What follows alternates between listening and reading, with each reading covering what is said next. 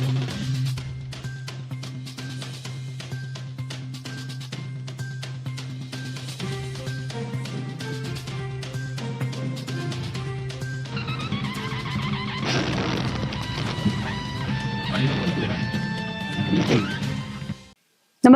आपण पाहता हिरकणी न्यूज.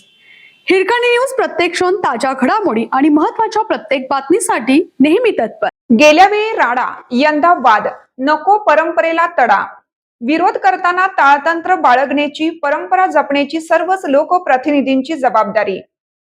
जिल्हा परिषदेच्या गतवेळच्या पदाधिकाऱ्यांच्या कार्यकाळात अध्यक्षांच्या बंगल्यावर राडा झाला, तोडफोड करण्यात आली. या प्रकारामुळे जिल्हा परिषदेची राज्यभर मोठी नाचक्की झाली.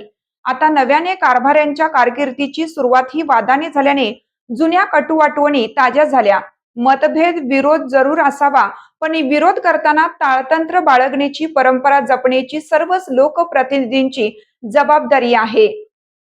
राजकीय मतभेद, आरोप प्रत्यारोप आणि वादविवाद ही लोकशाही व्यवस्थेची अविभाज्य बाजू असली तरी त्यालाही काही मर्यादा असतात. विशेषतः ग्रामीण विकासाची दिशा ठरवणाऱ्या जिल्हा परिषदेच्या संस्थेकडून संयम, संवाद आणि सुसंस्कृत राजकारणाची अपेक्षा असते. कारण जिल्हा परिषदेला केवळ प्रशासकीय नव्हे तर समंजस लोकप्रतिनिधी घडवण्याची ही एक समृद्ध परंपरा आहे. जिल्ह्यातील अनेक बड्या नेत्यांच्या राजकीय कारकिर्दीची सुरुवात जिल्हा परिषदेतून झाली आहे. मात्र गेल्या कार्यकाळात घडलेल्या काही घटनांनी या परंपरेला तडा गेला. कामाच्या ठेक्यावरून दोन गटात संघर्ष उफाळला होता.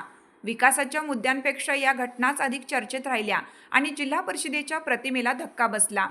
या कटू अनुभवांनंतर नव्या पदाधिकाऱ्यांच्या रूपाने जिल्हा परिषदेला नवे नेतृत्व मिळालं आहे.